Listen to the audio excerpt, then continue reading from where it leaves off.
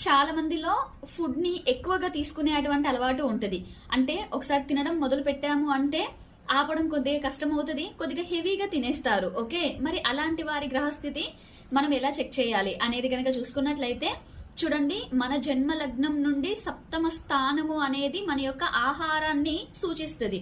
Okay, so సప్తమాధిపతి కూడా ఆహారాన్ని సూచిస్తాడు అని అర్థం.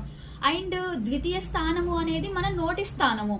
సో ఎవరికైతే సప్తమాధిపతి అయిన గ్రహము గనక వచ్చి రెండవ స్థానంలో ఉన్న రెండవ అధిపతితో కలిసిన, అంటే ఏ విధమైన సంబంధం రెండవ అధిపతితో ఏర్పడినా కూడా, ఇంకా ఇందులో ఎక్కువగా మాత్రము సప్తమాధిపతి రెండులో ఉన్నా చూసినా ఎక్కువగా తినడం మొదలు పెట్టాము అంటే మాత్రము ఆపడం కొద్దిగా కష్టం మాకు అనేటువంటిది వాళ్ళు చెప్పడం మనం చూడొచ్చు.